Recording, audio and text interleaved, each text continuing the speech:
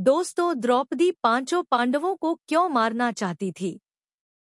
जी हाँ दोस्तों, आज आप इस कहानी को पहली बार सुन रहे हैं कि द्रौपदी पांचों पांडवों को मारना चाहती थी। दोस्तों, जब अर्जुन मछली के आँख को तीर से भेद कर द्रौपदी का विवाह करके लेकर आए थे और द्रौपदी यज्ञ से पैदा हुई थी और यज कन्या थी, उसका जन्म नहीं हुआ था। दोस्तों, वह किसकी अवतार थी?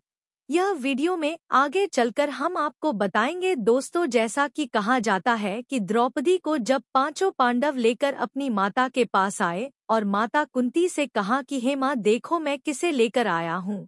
एक तो पांचों पांडवों को वनवास हो गया था, 12 साल के लिए, 1 साल के लिए अज्ञातवास हुआ था। इस वजह से वह लोग वन में रहते थे और भिक्षा मांगकर अपना गुजारा करते थे। माता ने सुना कि कुछ लेकर आए होंगे बेटों ने, इसलिए उन्होंने बिना देखे कहा, पुत्रों जो लाए हो उसे आपस में बांट लो। लेकिन उनको क्या पता था कि मेरे मुंह से क्या निकल गया। पांडव ने कहा, है माता, आपने क्या अनर्थ कर दिया। मैं जिसे लेकर आया हूँ वह कोई वस्तु नहीं है, वह एक नारी है और मैं इसे कैसे बंटवारा कर लूँ। है माता, आपको ऐसी उत्तर नहीं देनी चाहिए थी। माता ने कहा, मेरा वचन है बेटा, अब निकल गया मुझसे तो उसे कैसे वापस करूं। इतने में ही स्वयं भगवान श्री कृष्ण वहां प्रकट हो गए।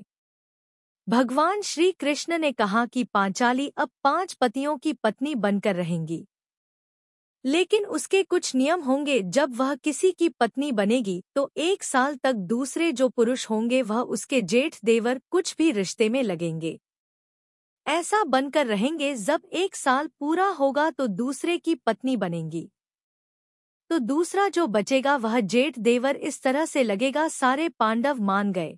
दोस्तों, एक दिन की बात है, अर्जुन और उनकी पत्नी द्रौपदी एक साथ महल में बैठे थे। उसी बीच में आकर पहुंच गए भीम ने देखा कि अर्जुन द्रौपदी का पैर दबा रहा है और भीम को इतना गुस्सा आया कि उन्होंने कहा, अरे नीच, तुम एक स्त्री का पैर दबा रहे हो, तुम्हें लज्जा नहीं आती? तुम एक पुरुष होकर इस तरह व्यवहार कर रहे हो।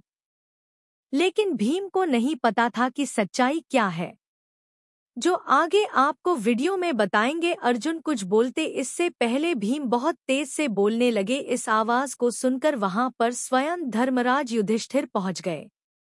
धर्मराज युधिष्ठिर सारी बातों को जानते थे, फिर भी वह चुप रहे। उन्होंने पूछा, है भीम, तुम इतना जोर से क्यों, इतनी गुंजायमान की तरह से शोर कर रहे हो? शांत हो जाओ, जो बताना है ऐसे बता दो ना। उन्होंने कहा, यह नीच एक औरत का पैर दबा रहा है। अर्जुन ऐसी गिरी हरकत कर सकता है, किसी औरत का पैर दबा सकता है? यह तो गलत है। तो धर्मराज ने कहा, यह कौन सा गलत है? कोई गलत नहीं है। अगर कोई स्त्री थकी हारी है तो पति पैर दबा सकता है, इसमें क्या दिक्कत है? भीम को गुस्सा आया। उन्होंने कहा, तुम लोग मेरी बातों को नहीं मानते हो, इसलिए मैं तुम लोगों से दूर कर जा रहा हूँ। भीम चलते गए, जंगल में पहुंचे। रात्रि का समय हो चुका था। अब रात में कहाँ जाता है? घना जंगल था। जंगल में एक वृक्ष पर जाकर बैठ के वह जैसे वृक्ष पर बैठे, उन्होंने देखा कुछ ही समय बाद एक धू लगाने वाला आता है। उस समय थोड़ा अंधेरा का समय हो ही रहा था और जादू लगाकर, पानी का फव्वारा मारकर, फिर वहां पर त्रिपाल बिछाकर, पंडाल लगाकर एक दरबार लगा दिया। देखते देखते वहां पर 33 कोटि के देवता पहुंच के, देखते देखते वहां पर स्वयं भगवान श्री कृष्ण भी उपस्थित हो गए। ब्रह्मा विष्णु महेश जो भी थे सब उपस्थित हो गए। कुछ देर बाद द्रौपदी भी अपने हाथ में खड़क लेकर वहां पहुंचती है। कहती है, हे कृष्ण, तुमने मुझे पांडवों के रक्त को देने के लिए कहा था, जिससे मेरा खप्पर भर जाएगा और मैं सबसे पहले भीम को मारना चाहती हूँ, क्योंकि भीम को मारकर मैं आधा खप्पर उसके ही रक्त से भर लूंगी। भगवान श्री कृष्ण ने कहा, हे देवी, आप स्वयं जगदम्बा है, इसलिए मैं आपके वचन का पालन करूंगा। आप इतना क्रोधित ना हो, अभी जल्द ही एक महायुद्ध होने वाला है, उसमें हजारों सेनाएं मरेंगी, लाखों की तादाद में मरेंगी। जितना चाहे ना उतना खप्पर भर लेना, पांडव भी उसी में होंगे, आपकी सारी मुराद पूरी होगी। और द्रौपदी ने कहा, ठीक है माधव, अगर आप ऐसा कहते हो तो मैं जा रही हूँ, लेकिन अब मैं दोबारा आपसे आज्ञा नहीं मांगूंगी। भगवान कन्हैया ने कहा, ठीक है, आप जाइए, मैंने जैसा कहा है वैसा होगा। कुछ देर बाद वहां से द्रौपदी चली गई, सारे देवता चले गए, स्वयं भगवान श्री कृष्ण भी चले गए। रात्रि का समय था, भीम के अंदर डर पैदा हुआ। उन्होंने सोचा कि यह तो मुझे मार भी डालेगी, मेरे भाइयों को भी मार डालेगी, मेरे पूरे भाई नष्ट हो जाएंगे, इसलिए मुझे जाकर सबसे पहले अपने भाइयों को बताना चाहिए। इसके बारे में विचार करना चाहिए कि द्रौपदी कौन है, क्यों मारना चाहती है। और फिर वह चले, तभी देखा कि उनके पीछे बहुत महाभयानक राक्षस आ रहा है। दौड़ता हुआ भीम से काफी बलशाली और बहुत विशाल शरीर वाला था, भयानक था। भीम ने देखा, भागना शुरू कर दिया। उनके पीछे वो राक्षस उनकी पीछा करने लगा। अचानक एक नकटासुर नाम का राक्षस, जिसका नाक कटा हुआ, आगे बैठा और विश्राम कर रहा है पर्वत के ऊपर। अब भीम ने देखा कि आगे भी राक्षस, पीछे भी राक्षस। अब तो आगे खाई या फिर कुआं, कहाँ जाएंगे। भीम भागते हुए उसके पास गए जहां वह पर्वत के ऊपर बैठा था। उन्होंने कहा, है मामा, प्रणाम करता हूँ। तो राक्षस ने कहा, अरे भांजी, कहाँ से आ रहे हो, कौन हो तुम। भीम ने कहा, है मामा श्री, परिचय बाद में जान लेना, पहले आप मुझे बचा लीजिए, क्योंकि मैं बहुत कष्टम हूँ। एक महाविशालकाय राक्षस मेरा पीछा करता हुआ आ रहा है, अगर आप नहीं बचाएंगे तो मुझे खा लेगा।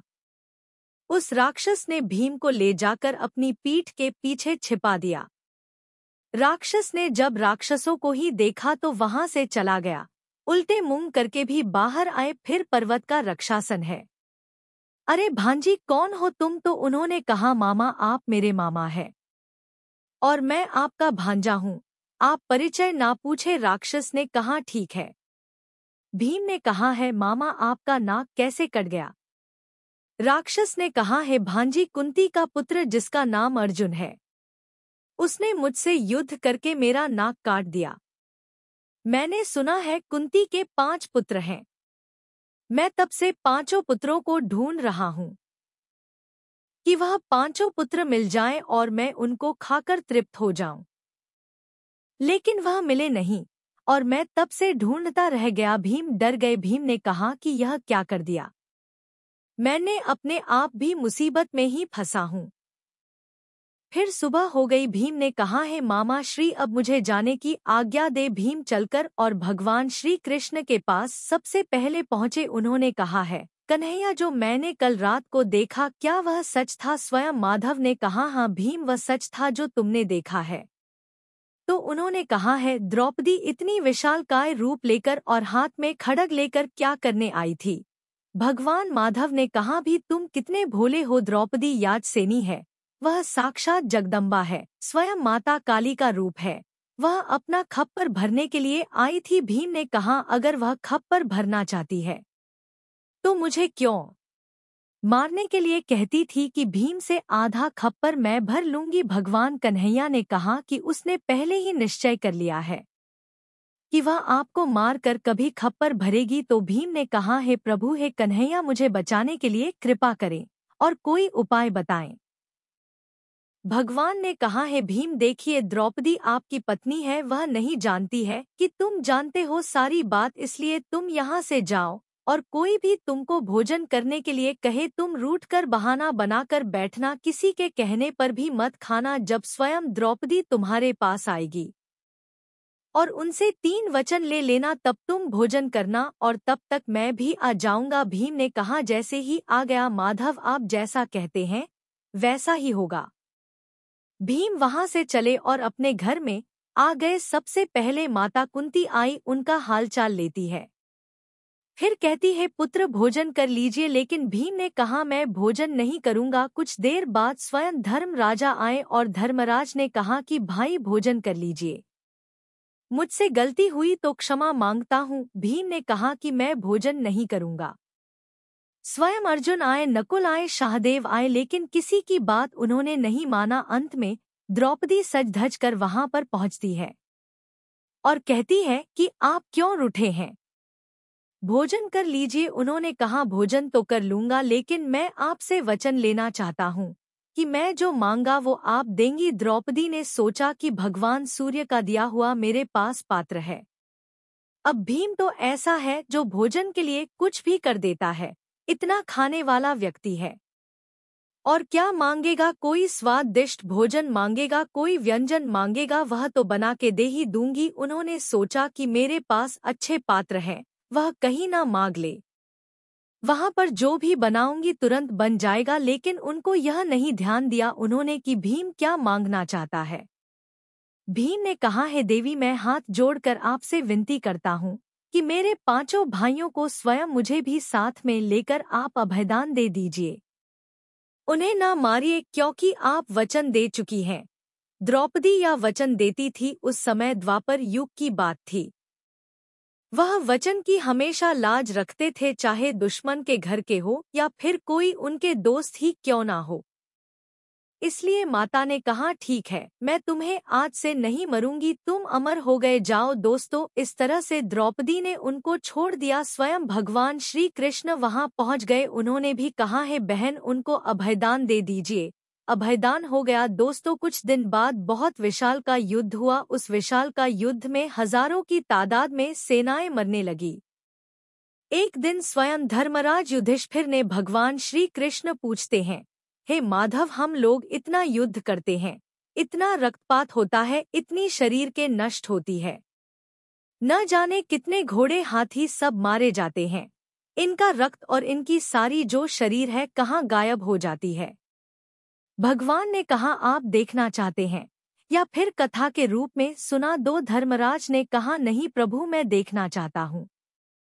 प्रभु ने कहा कि आप जाइए, आधी रात के समय में एक झाड़ी के पीछे छुप जाना, कुरुक्षेत्र में आप देखना कि क्या क्या हो रहा है।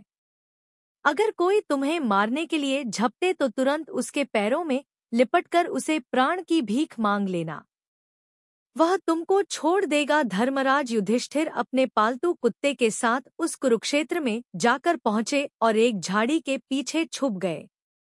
द्रौपदी यहाँ से पहुँचती है, अपना खप्पर भरती है और हजारों लाशों को एक तरफ गायब कर देती है।